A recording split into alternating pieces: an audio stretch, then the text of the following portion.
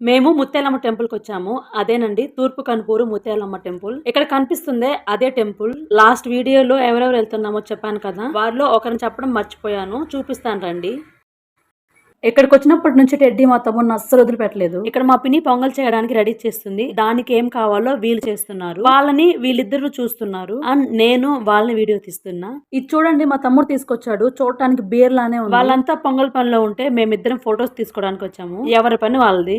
Pongal ready అవుతూ ఉంది. Lunch time అవటం వల్ల అందరికీ ఆకలిస్తుంది. ఇక్కడ చూసారా, పాప అడిగి మరీ తీసుకుని అందరికి పంచుతుంది.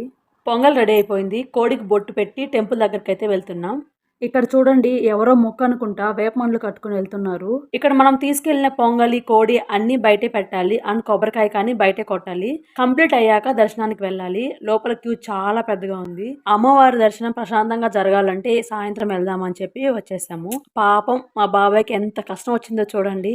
మా బాబాయ్ కష్టపడుతున్నాడని మా చెల్లి అయితే వెళ్ళింది. పని చేయడానికి వెళ్ళిందేమో అనుకున్నా, కానీ ట్యాప్ ఆఫ్ చేయడానికి వెళ్ళింది. మా బాబాయ్ మొత్తం క్లీన్ చేసి మా పిన్నికి ఇచ్చేసాడు. స్టార్ట్ చేసింది అయ్యా వంటలు చేయడం. మా పిన్ని వంటలు చాలా బాగా చేస్తుంది. అండ్ ఫాస్ట్ గా కానీ చేస్తుంది. కొంతమంది బాగా చేస్తారు కానీ స్లోగా చేస్తారు. కానీ మా పిన్ని అలా కాదు. అమ్మయ్య రెడీ అయిపోయింది. ఇప్పటికే చాలా టైం అయిపోవడం వల్ల అందరికి ఆకలి ఎక్కువైపోయింది. చూసారు కదా, ఇవే ఫుడ్ ఐటమ్స్. మీరు అమ్మవారిని చూడాలనుకుంటే నెక్స్ట్ వీడియో కోసం వెయిట్ చేయండి. Bye bye.